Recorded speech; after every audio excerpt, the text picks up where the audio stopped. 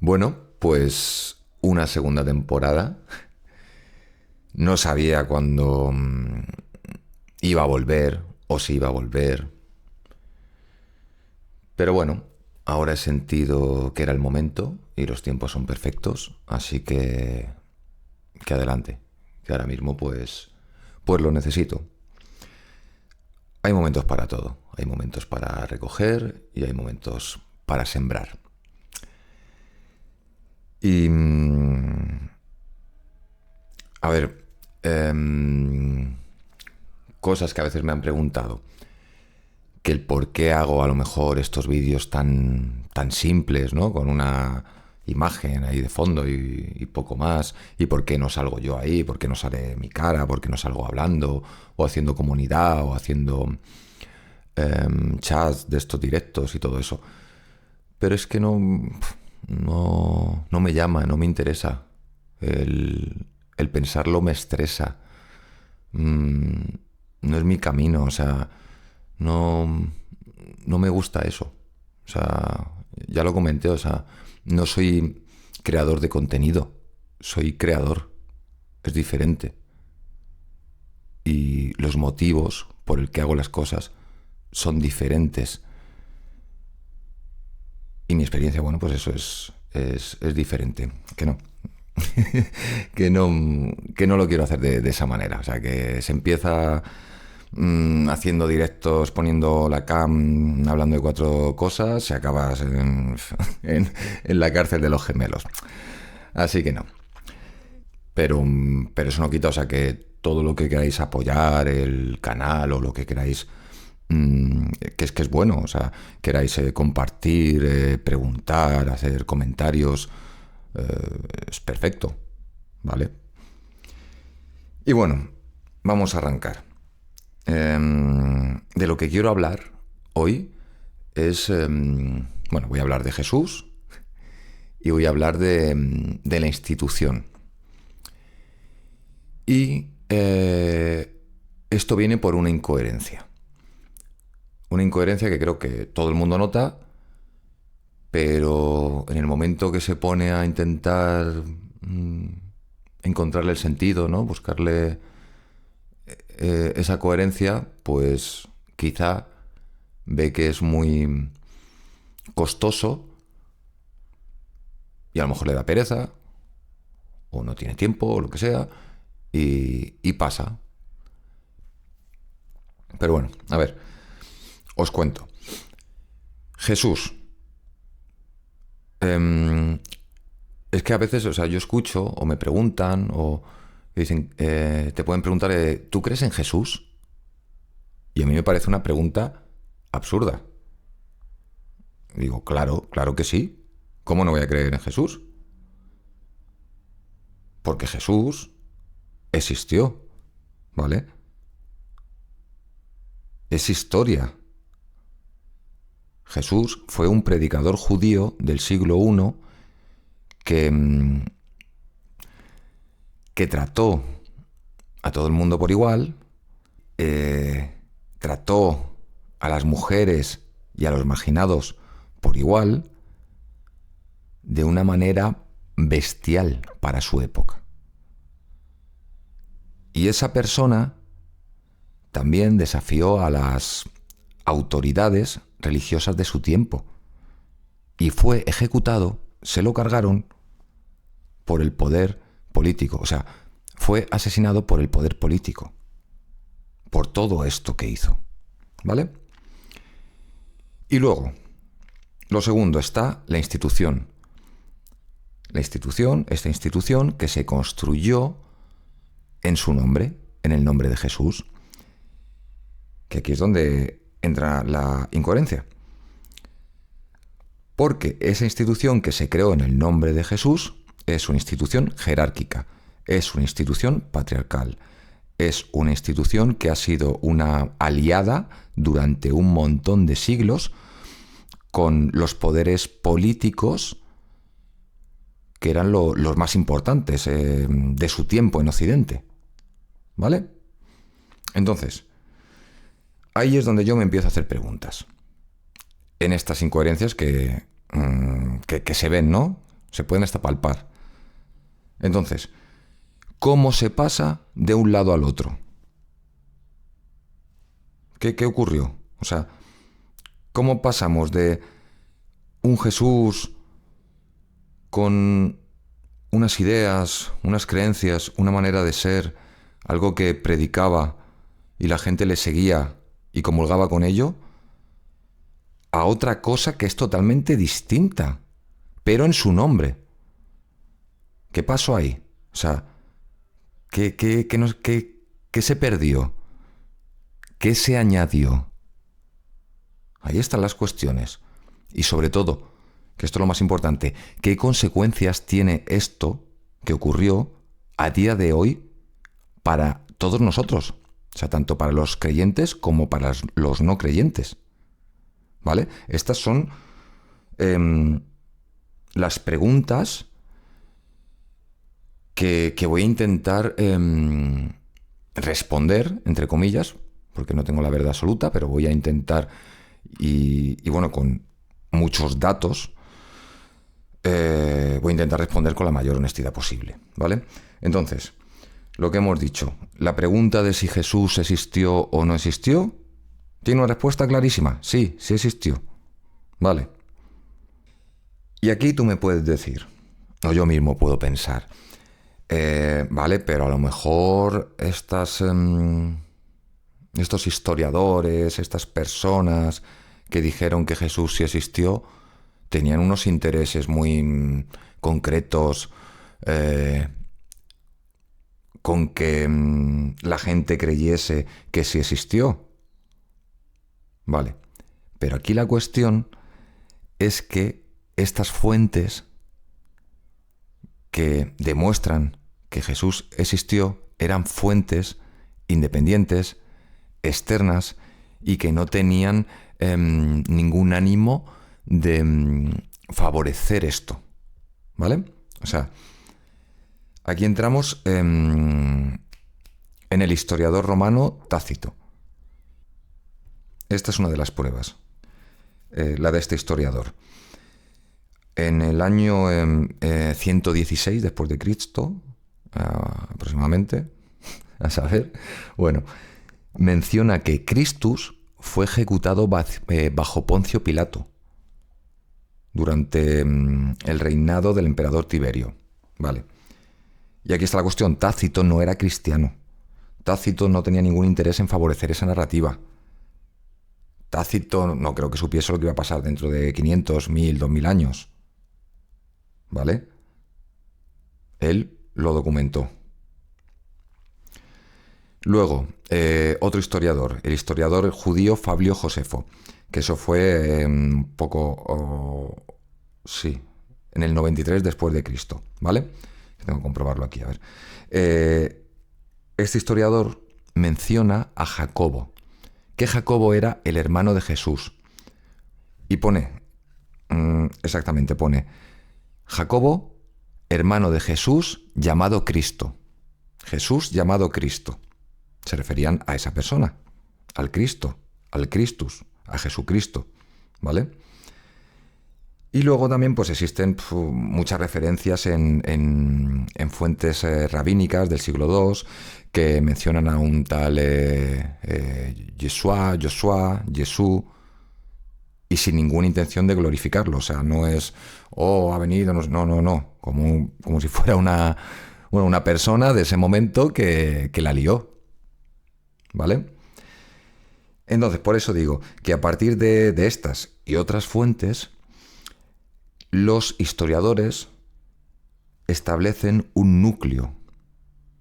Y ese núcleo goza de un amplio consenso, que es que existió un predicador en Galilea durante el siglo I, que fue bautizado por Juan el Bautista, esto también, que reunió seguidores con un mensaje sobre el reino de Dios, que generó conflicto con las autoridades religiosas y con las políticas también, lógicamente, y que fue crucificado bajo Poncio Pilato.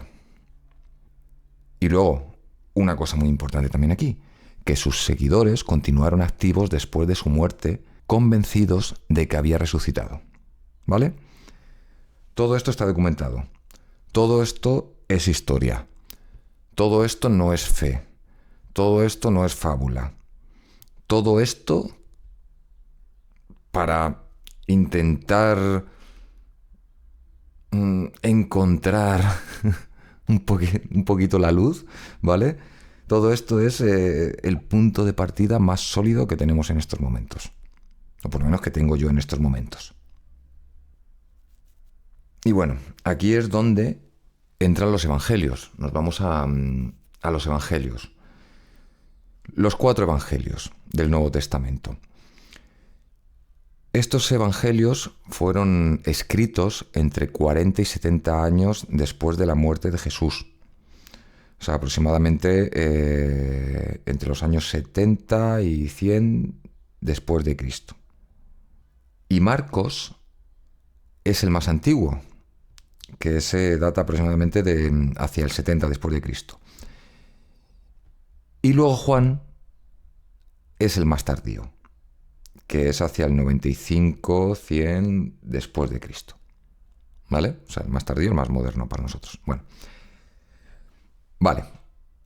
Aquí la cuestión está. Esto nos escribió en el momento, el mismo año. El mismo año. O en los 5 años posteriores a la muerte de Jesús. No.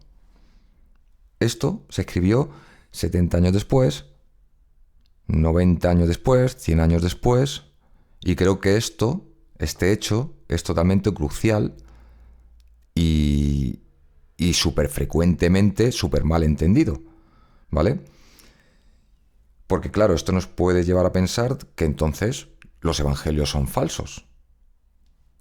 Y bueno, porque hay mucha cosa que...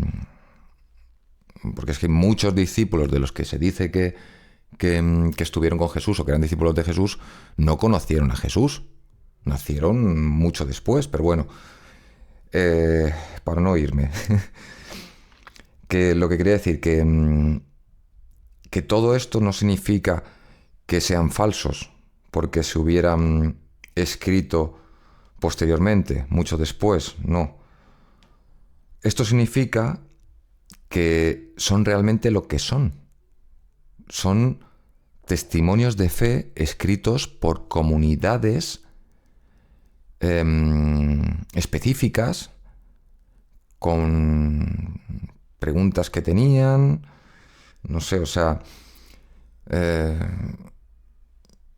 sí, unas comunidades cristianas que se formaron después, décadas después de estos hechos, ¿vale? O sea, como te digo, no eran directos de Instagram, no eran reportajes, no eran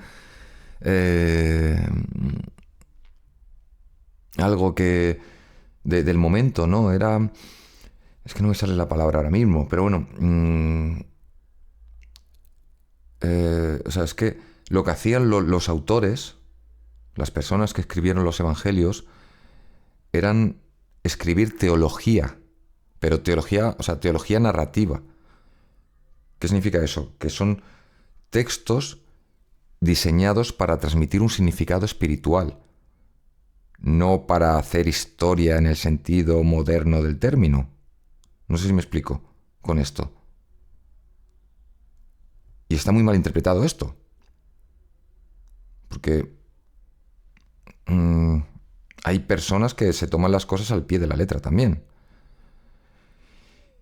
Y hay que entender el por qué, el desde dónde, el cómo, el cuándo, el para qué. Pero si no nos cuestionamos las cosas, pues bueno. Y esto que digo, o sea, es que o sea, las propias personas que escribían los evangelios, ellos mismos, o sea, lo ponían. No es que nosotros digamos, no, es que como se encontró tiempo después, no. ¿Quién fue? A ver, que lo tengo por aquí, a ver. Vale, sí, Lucas. Lucas, él lo dice claramente, tan sinceramente, tan honestamente, con total transparencia, o sea, sin ningún problema. Él lo dice en las primeras líneas de su evangelio. Él dice, estoy compilando relatos que otros me transmitieron. Eso dice. En ningún momento, en ningún momento él afirma haber sido testigo presencial de nada de lo que ocurrió. Entonces, claro, aquí nos paramos y eh, en cualquier... O sea, en cualquier persona honesta, en cualquier lector que sea honesto, pues esto es algo que se debe tener en cuenta. Porque es que esto genera como una serie de consecuencias.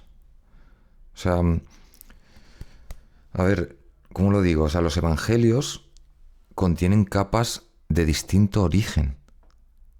O sea, por ejemplo, tienen capas de tradición oral transmitida por personas cercanas a Jesús. Tienen interpretaciones teológicas añadidas décadas después. Y también tienen adaptaciones al contexto, que esto es muy importante, tienen adaptaciones al contexto cultural grecorromano, que de ahí es desde donde surgieron las comunidades que los escribieron, que escribieron estos textos. O sea, por eso existen estas contradicciones internas, que es que los propios evangelios no te resuelven, ¿vale? O sea, un ejemplo, claro ejemplo. La fecha de la última cena no coincide entre Juan y los otros tres evangelios, ¿no? Uno dice una fecha, otro dice otra fecha, otro dice otra fecha. Además, no es que sea una fecha de, no, el 1 de febrero, el 2 de febrero, el 3, no. Separadas entre sí. No coinciden para nada, ¿vale? Luego, otro detalle. Los detalles de la resurrección de Jesús. Esos detalles es que, o sea, eso es brutal. O sea, varían de una manera tan bestia, tan significativa, entre los cuatro relatos que dices, o sea, es como si estuvieras viendo la peli de, yo qué sé, de Superman, pero una dirigida por los hermanos Russo, otra dirigida por Denis Villeneuve y otra dirigida por Tarantino. Y la última por quien sea, da igual. Bueno, que, que me pierdo. Bueno, si es que incoherencias hay un montón. Que, a ver, bueno, la genealogía de Jesús, o sea, la genealogía de Jesús en el Evangelio de Mateo es una, muy diferente a la que hay en el Evangelio de Lucas. Son totalmente incompatibles entre sí. Así que... pero, pero bueno, a ver, aquí hay algo muy importante, que esto sí que quiero dejarlo claro. Ninguna de estas contradicciones que tienen los evangelios, ninguna de estas contradicciones realmente puede destruir el valor espiritual de los evangelios para quien creen en ellos, ¿vale? No pasa nada. Pero lo que sí que hace es... a ver, lo que hace es como situarnos en, en su contexto real, ¿vale? O sea, porque es que son documentos humanos, no son divinos ni nada de eso. Son documentos que tienen su complejidad, son complejos. Son documentos escritos por personas que interpretaban una experiencia transformadora desde su propia perspectiva subjetiva, ¿vale? Y con esto, por favor, que nadie se ofenda. En ningún momento quiero atacar a la fe, no se me ocurriría, pero es que es más, o sea, para muchos creyentes es que precisamente eso, es lo que los hace más cercanos y más valiosos, que son muy humanos, ¿vale? Si fuesen a lo mejor tremendamente divinos, no, ni nosotros no podríamos ni comprender. Bueno, sigamos. Más datos de lo de la... A ver, de María... Sí, bueno, puedo hablar de lo de el papel de las mujeres, ¿vale? Esto también está documentado. Vale, por ejemplo, uno de los hallazgos que fue más consistente de lo que es la investigación moderna, ese hallazgo es que las mujeres tuvieron un papel central, fundamental, importantísimo, crucial en el movimiento de Jesús. Esto ya lo comenté la temporada pasada. Tuvieron un papel, porque es que decían que solo tenía apóstoles hombres. Luego sí, apóstoles hombres más María Magdalena, pero no sé qué. Que no, que tenía muchas más. Estaba Susana, estaba Ana, estaba Marta. Que no. Bueno, que tuvieron un papel fundamental. Y luego miras a lo que ha habido durante la historia en la institución y chirría. ¿Vale? Es como que contrasta notablemente, por decirlo de la mejor manera, ¿vale? Y aquí es donde entra María Magdalena, que es que este es el caso más llamativo. Los 4 evangelios, los canónicos, ¿vale? Los 4 evangelios canónicos la sitúan, los 4 la sitúan como testigo directo de la crucifixión. También la sitúan como testigo directo del entierro. Y también la sitúan como testigo directo de la resurrección, ¿vale? Mientras que los discípulos varones, ¿qué hicieron? Se fueron por patas, abandonaron la escena, ¿vale? Y ella permaneció. Eso lo dicen los 4. Ahí los 4 están de acuerdo, ¿vale? También ella es la primera persona que ve a Jesús resucitado, ¿vale? Esto según los evangelios.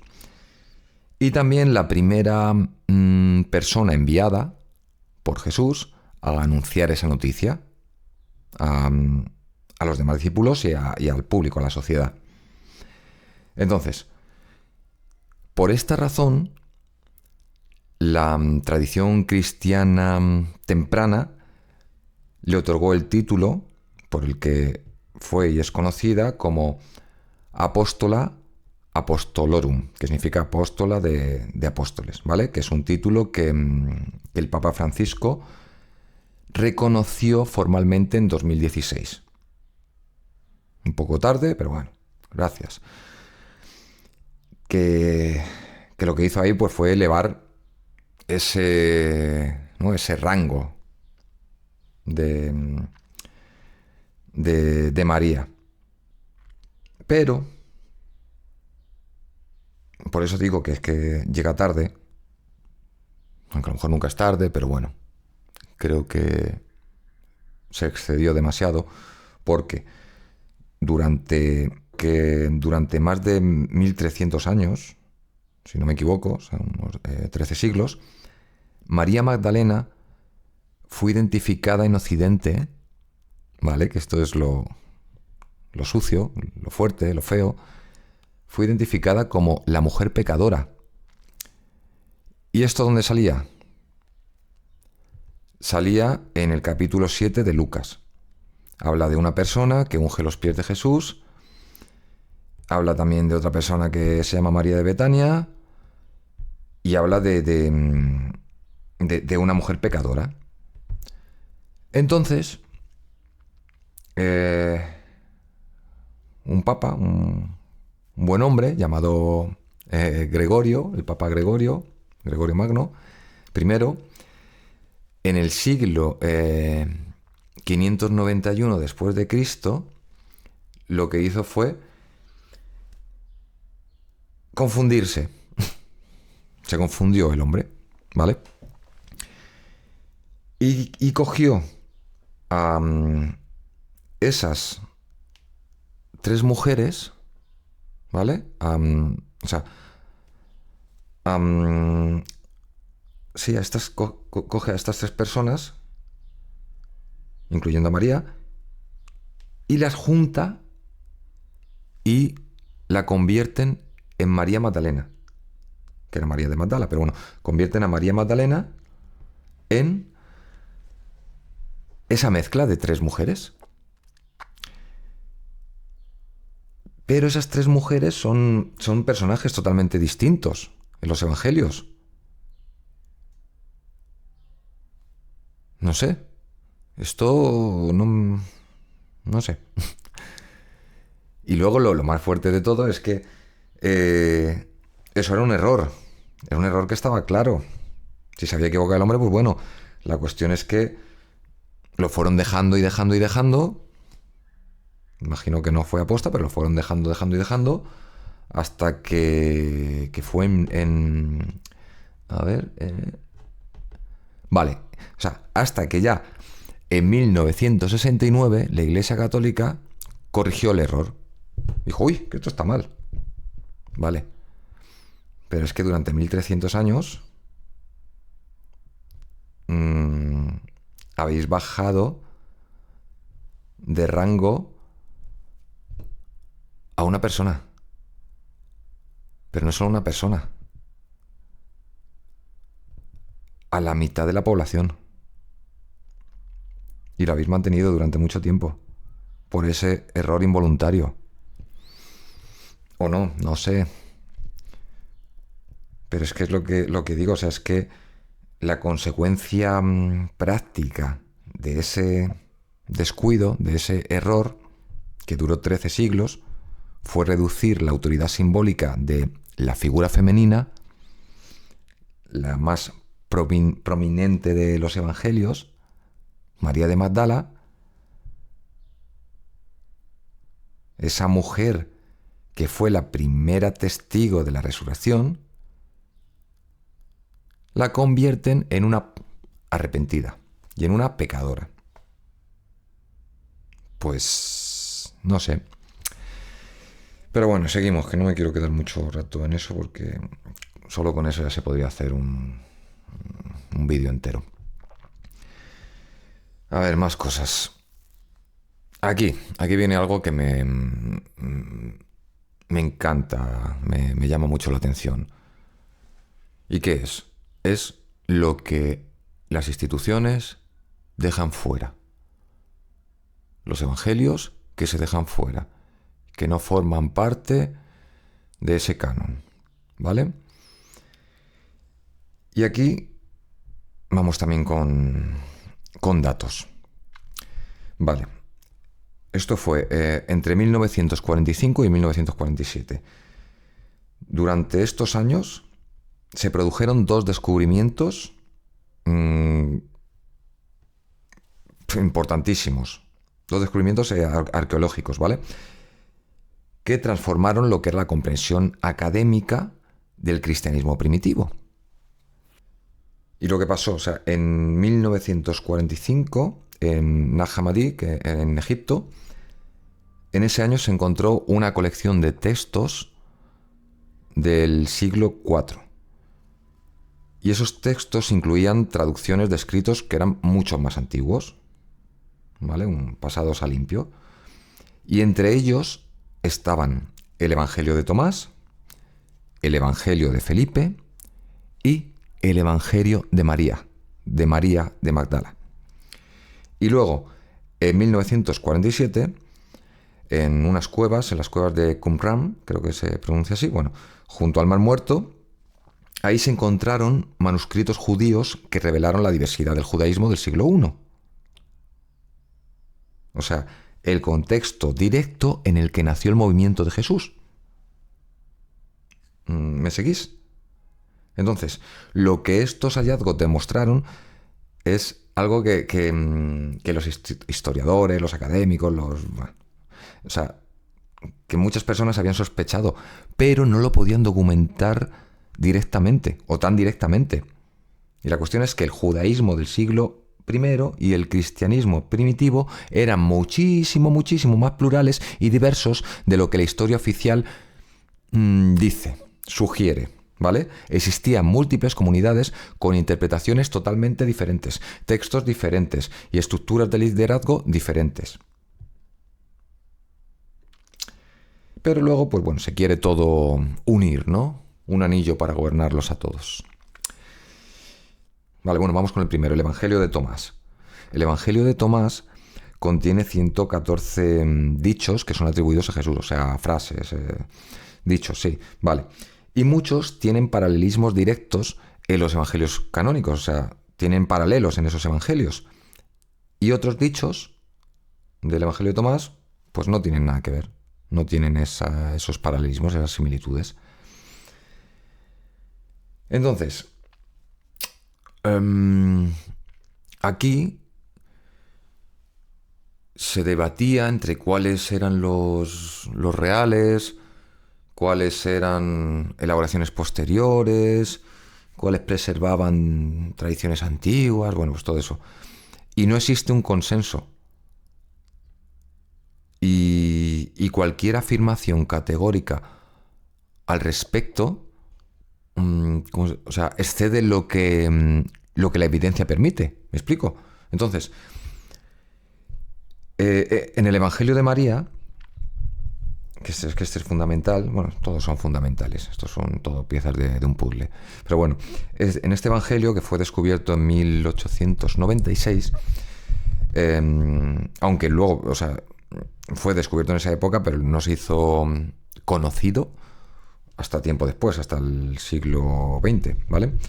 Pues en este Evangelio pues, se presenta a María como la discípula mayor, o sea, como la mano derecha directa o izquierda, ¿vale? Que estaba a su lado. La discípula con mayor comprensión. Pero con mayor comprensión no solamente una comprensión lógica, o sea, una comprensión espiritual, ¿vale? Y también ese evangelio muestra que hubo un conflicto muy fuerte con Pedro por la autoridad. Entonces, este texto es muy revelador. Este texto tiene claras influencias gnósticas. Y es un texto que tampoco puede leerse como una historia directa. No. Pero, aquí está el pero, su existencia prueba que hubo comunidades cristianas muy prontas, o sea, muy tempranas, que entendían su fe de una manera radicalmente diferente a lo que posteriormente luego se consideraría ortodoxa, ¿no? Se consoló. Y con esto no quiero decir que estos textos sean necesariamente más reales, más verídicos, más auténticos, ¿no? que los canónicos.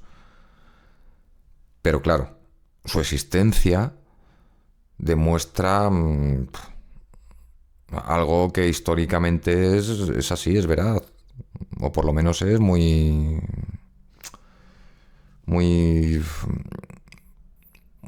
fácil de defender, ¿no? Y es que antes de que existiera el cristianismo, existieron muchos cristianismos, ¿vale? Entonces, continuando con, con el sermón y con la reflexión y la charla. Bueno, aquí ahora nos vamos a lo que es el concilio de Nicea y la formación del canon y todo esto. Bueno, a ver, el proceso que hubo por el cual ciertos textos se convirtieron en lo que hoy llamamos la Biblia, ¿vale? Y otros textos fueron excluidos, como el de Magdalena, Tomás, Felipe, ¿vale? Esto fue algo gradual, fue algo muy humano, lógicamente, y fue algo bastante complejo. ¿Qué quiero decir con esto? Que no creo yo que esto fuese una conspiración en el sentido dramático del término. ¿vale? O sea, no fue...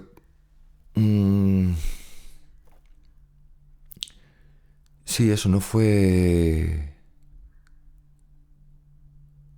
una decisión firme, única. Eh, ¿Cómo explicar esto? Es que lo que quiero decir es que sí que no fue ni una conspiración de vamos a... que se sabía desde el principio, desde después de la muerte de Jesús, de vamos a hacer esto para acabar de esta manera, para llegar aquí, para... No. Y, y lo que quiero decir que tampoco fue un proceso neutral, ni puramente espiritual, ¿vale? Que no fue ni una cosa ni otra. Fue algo que llevó su evolución, su acumulación, su adaptación, sus intereses, pero está bastante alejado de lo que se vende. Bueno, lo del concilio de Nicea, sí, vale. El concilio de Nicea. ¿Qué es esto? A ver, pues el concilio de Nicea fue convocado por el emperador Constantino en el año 325 después de Cristo. Y este es el hito más conocido de ese proceso, ¿no? En ese concilio, en esa reunión, en ese debate, sí, en ese debate, o sea, allí se debatieron y se resolvieron cuestiones teológicas que eran importantes, fundamentales, ¿vale? Y sobre todo en particular respecto a la relación entre Jesús y Dios Padre, y Dios, entre Jesús y Dios. ¿Y qué pasó ahí, en ese concilio? Pues que habían dos posiciones. Y una de esas posiciones, que era la que defendía que la plena divinidad de Cristo, consustancial al Padre, o sea, que era el Hijo de Dios y que era un ser divino, esa versión ganó. Y la otra versión, que era la contraria, que era lo que se llamaba el arrianismo, pues esa otra posición pues fue declarada herética. ¿Vale? Hereje, tal. Pues una persona que opina distinto, que cree otra cosa, pues eso, se hace una votación, se decide algo y dicen, vale, pues lo mío es lo que vale y tú pues eres lo que sea, pues como ahora, tú no sé, pues facha, pues tú no sé qué, pues rojo, pues tú no sé qué, pues hereje, pues eso, ¿vale? Pero bueno, más hardcore en ese tiempo, o no sé. Pero bueno, que la otra posición, que era el arrianismo, pues fueron declarados como herejes. Pero bueno, lo que importa aquí, o sea, lo más importante históricamente, creo yo que no es cuál posición teológica era más correcta. Yo creo que aquí, históricamente, lo que importa fue el proceso, que es lo que he dicho antes. O sea, que estas cuestiones se resolvieron mediante deliberación humana. No era Dios escribiendo en una tablilla o el hijo de no sé quién, o no. Eso fue decidido. ¿Vale? O sea, en ese momento había un contexto político muy concreto. Como digo, estas cuestiones se resolvieron con deliberación de humanos. Había un emperador que tenía intereses directos en lo que era la unidad religiosa de su imperio. Y los que votaron diferente, pues fueron exiliados, ya está. ¿Vale? Está aquí bien, ¿no? Bueno, pues sobre el canon bíblico, específicamente, aquí el proceso fue más gradual. ¿Vale? Aquí no hubo un único concilio de un momento que dijese de golpe estos libros entran y estos no. Estos evangelios entran, estos no. Estos textos entran, estos no. Esto quítalo. Añádeme esto. No. ¿Vale? O sea, ahí lo que hubo fue una acumulación de decisiones a lo largo de 3 siglos. O sea, del siglo II, III y IV. ¿Vale?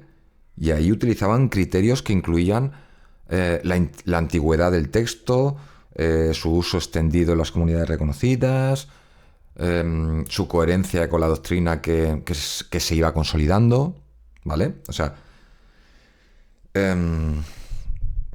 los textos que mostraban estructuras de liderazgo más igualitarias o que ponían el énfasis en la experiencia espiritual directa más que en la jerarquía institucional, pues esos textos se quedaron fuera, ¿vale? Hubo una segregación, ¿vale? O sea, dijeron, esto entra en la cesta, esto no entra en la cesta, porque esto dice unas cosas y esto dice otras cosas.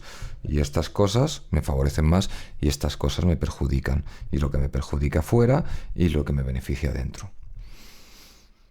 Entonces, a ver, que no quiero decir que fuese con mala intención, que puede que sí, que no lo sé, que no estoy en posesión de la verdad, estoy intentando reflexionar.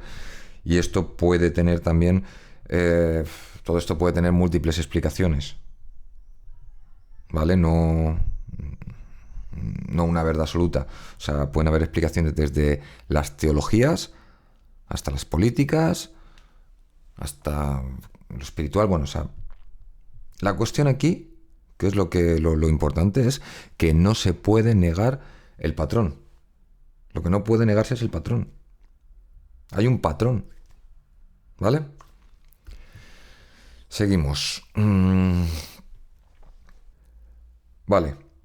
Entonces, lo que tenemos claro es que Jesús existió.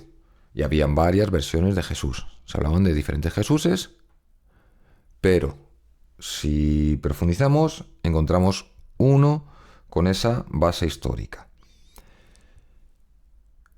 Y a ese es al que le quitamos pues todas las capas teológicas añadidas y todo eso. Y ahí es cuando aparece ese Jesús, el Jesús histórico, que es un perfil que tiene cierta consistencia.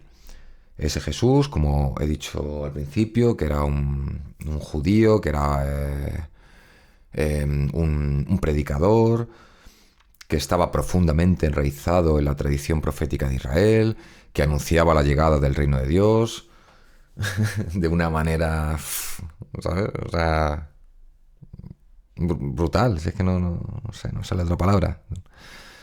Y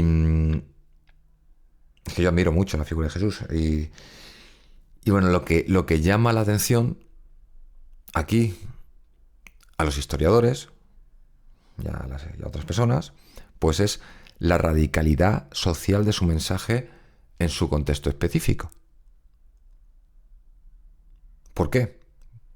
Porque incluyó mujeres en su círculo cercano de discípulos. Dijo cosas que nadie se atrevía a decir. Eso era totalmente inusual para la cultura judía y grecorromana del siglo I.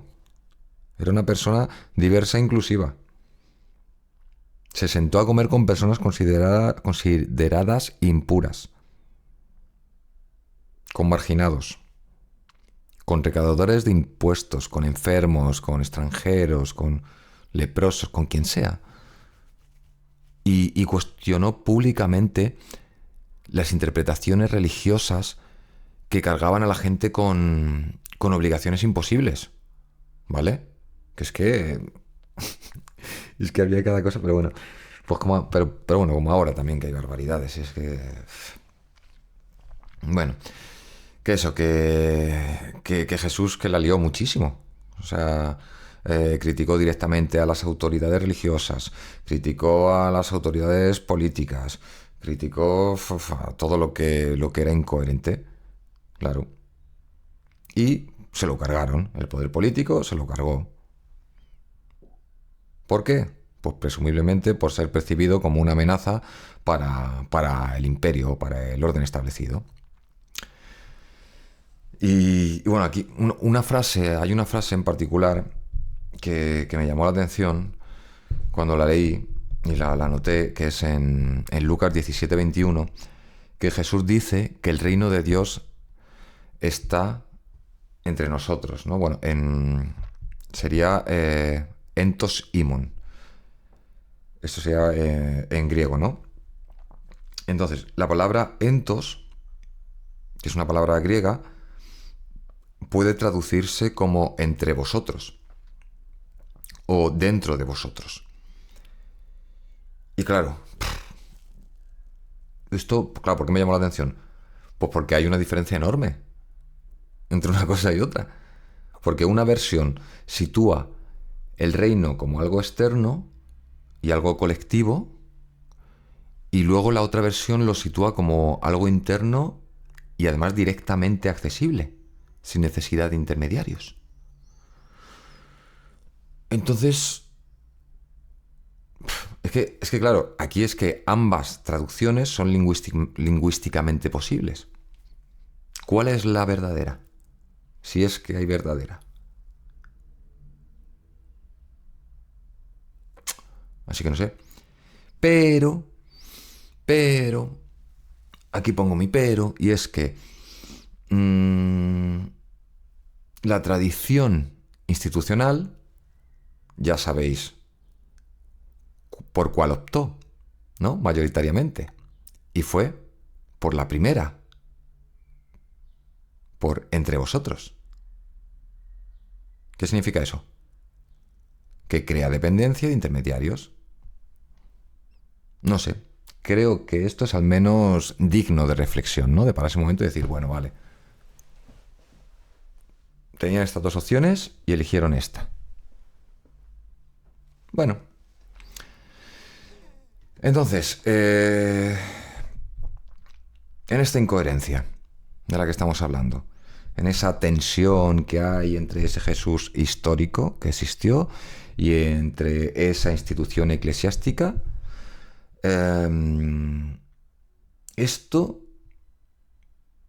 todo esto tiene consecuencias. Consecuencias que se extienden hasta el presente, que se extienden hasta el día de hoy, que se extienden hasta ti, hasta mí. ¿Vale? Es que la Iglesia respaldó con autoridad religiosa estructuras de poder que a mi parecer resultan difícilmente compatibles con el mensaje del Jesús histórico. ¿No? O sea, la exclusión de las mujeres del liderazgo, la legitimación de jerarquías sociales rígidas, la alianza con poderes imperiales políticos que oprimían a los pobres, algo al clasismo, la persecución de quienes pensaban diferentes. Pues todo esto lo respaldó la Iglesia. Entonces, lógicamente, por eso hay esa tensión. Jesús se juntaba con todo el mundo. Jesús quería igualdad. Jesús en ningún momento dijo nada de... no dijo nada de eso. Entonces...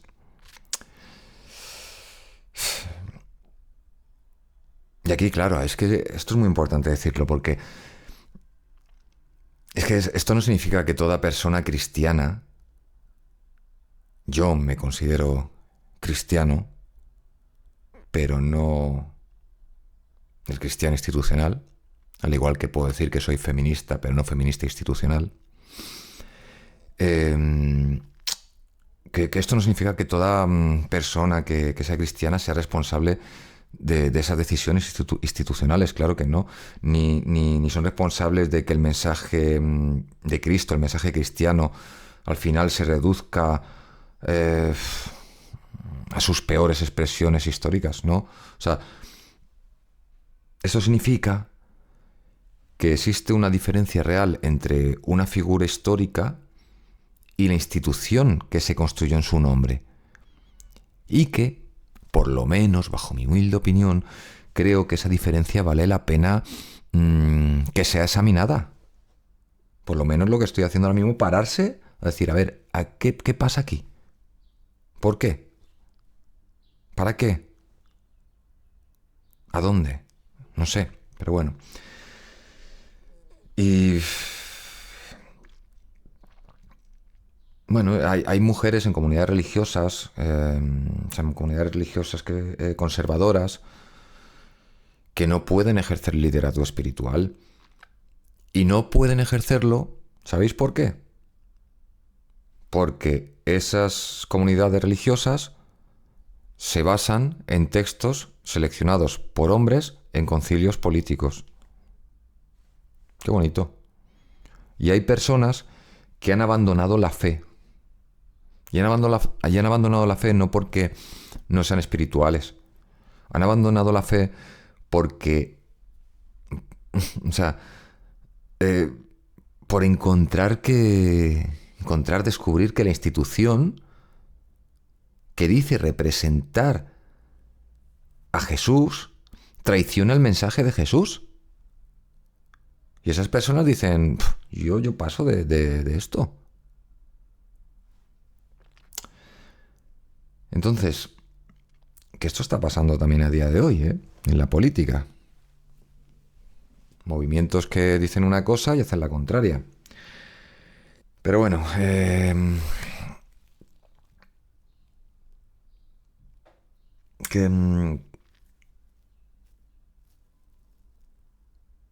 hay muchos tipos de personas, muchos tipos de fe, muchos tipos de creyentes. Hay mucha diversidad aquí. Hay gente con una fe más profunda, una fe más honesta, otros con una fe más... con otra fe, diferente, ¿vale? Pero hay muchas personas, creyentes, con fe, pero que ya no confunden la institución con el mensaje. Eso es lo que quería decir. Y bueno, respecto a los textos, a los evangelios, todos estos textos religiosos originales, ¿no? Estos textos...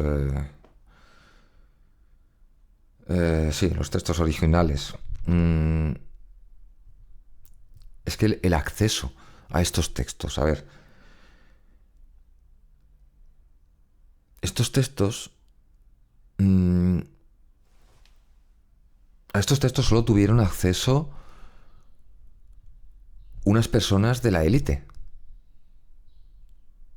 O sea, estuvo totalmente restringido a la élite.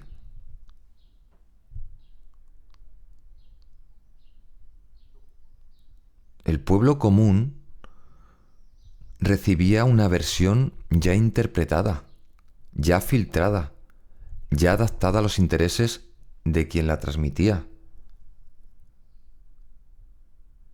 Esa élite usó esos textos y los modificó. Y esos textos son reliquias a día de hoy y se guardan, se conservan.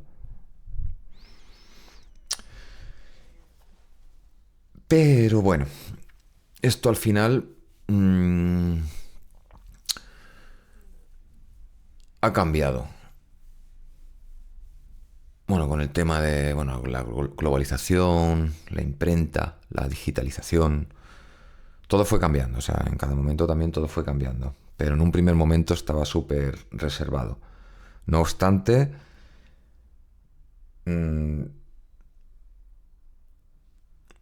hay algunos que son originales, como por ejemplo los manuscritos del Mar Muerto, que están digitalizados y están accesibles en línea.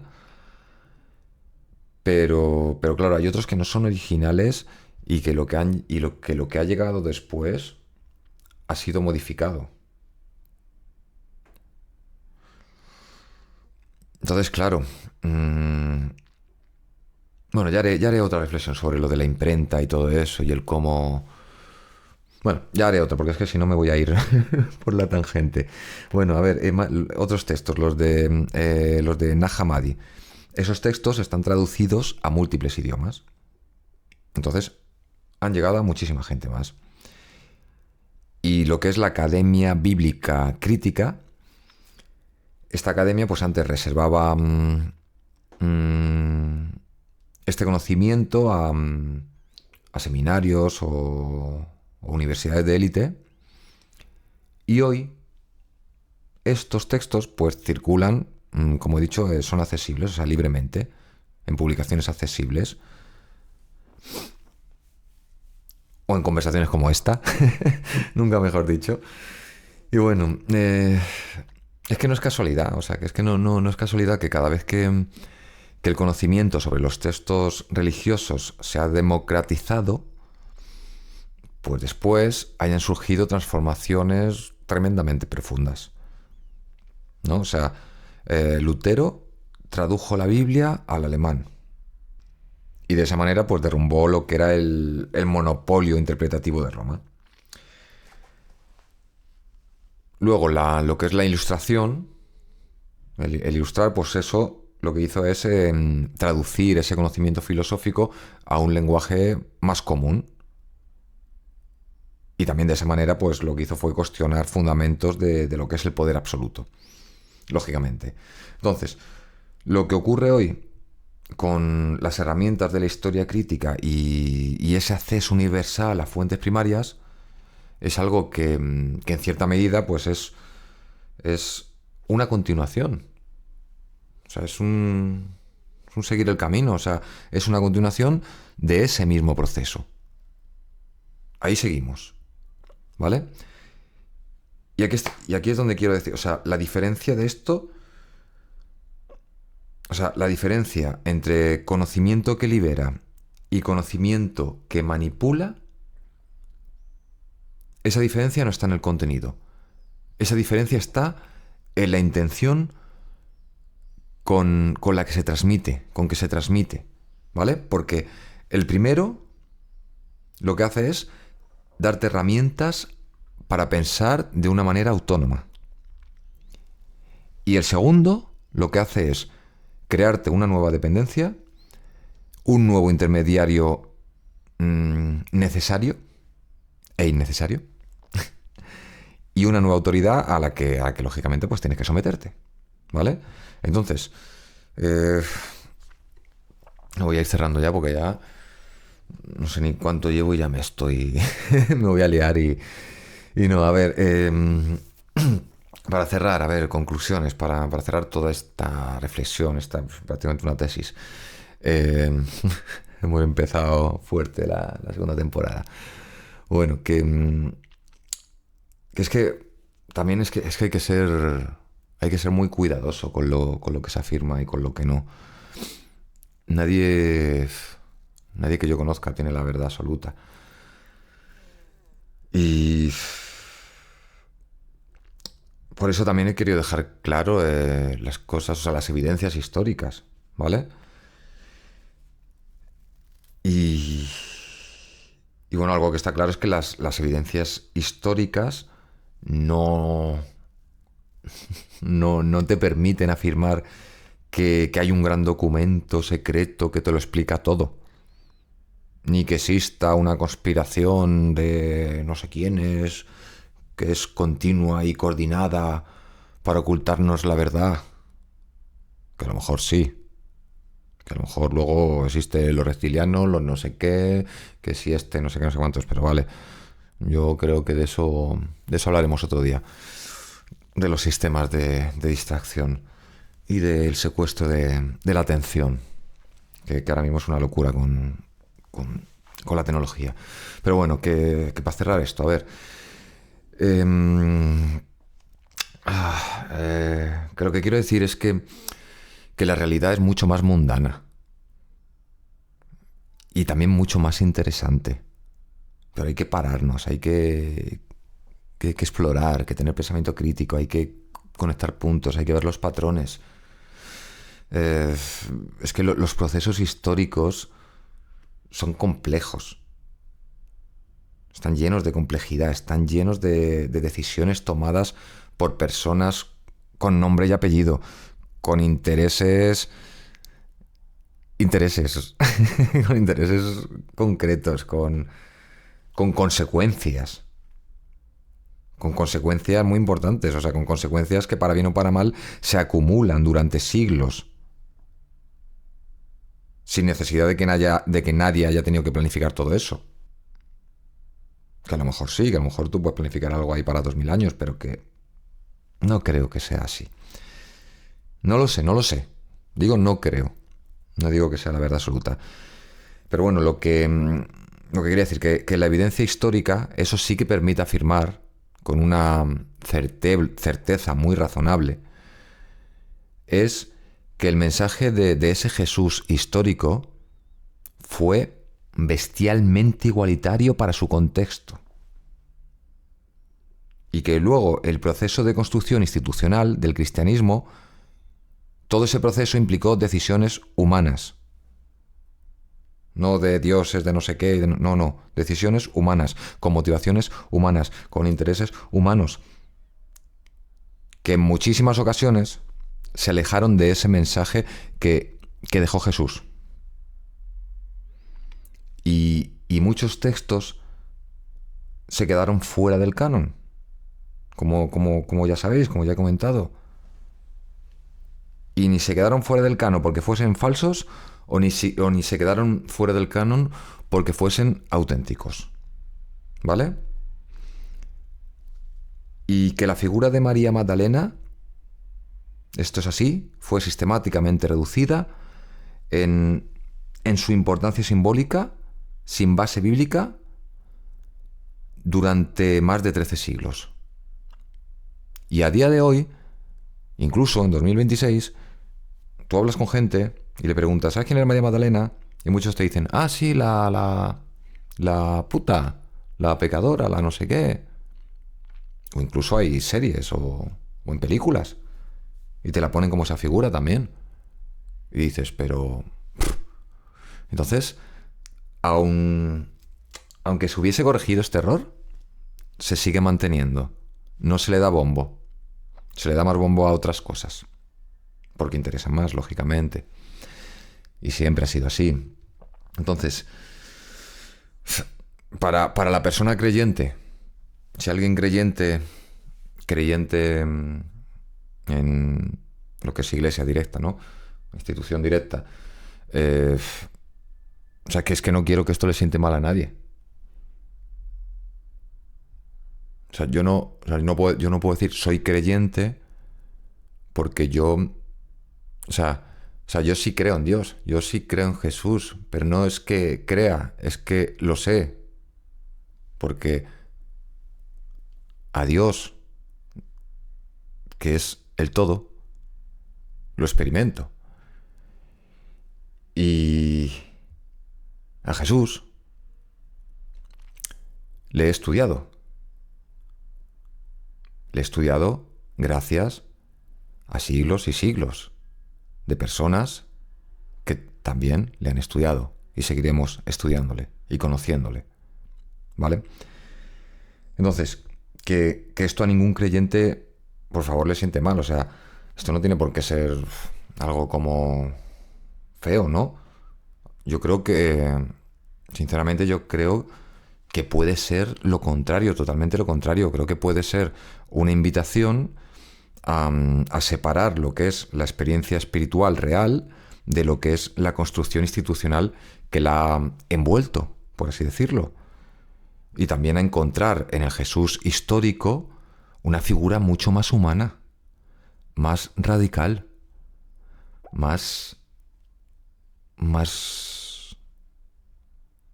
cercana de lo que la versión oficial suele presentar, menos alejado de ti, sin necesidad de ir a ningún sitio, sin necesidad de adorar,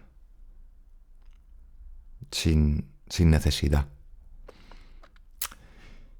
Y luego, para el que esté escuchando esto que no sea creyente, pues Jesús te te está... O sea, la historia, o sea, la figura de Jesús, del Jesús histórico, es algo, no sé, o sea, no hace falta ser creyente, es algo fascinante, es un ser humano que en un momento concreto, en un tiempo perfecto, en un lugar perfecto y concreto también, pues se atrevió a decir que la dignidad de cada persona era sagrada, eso sí, y que el poder que oprimía a las personas, pues no tenía la última palabra.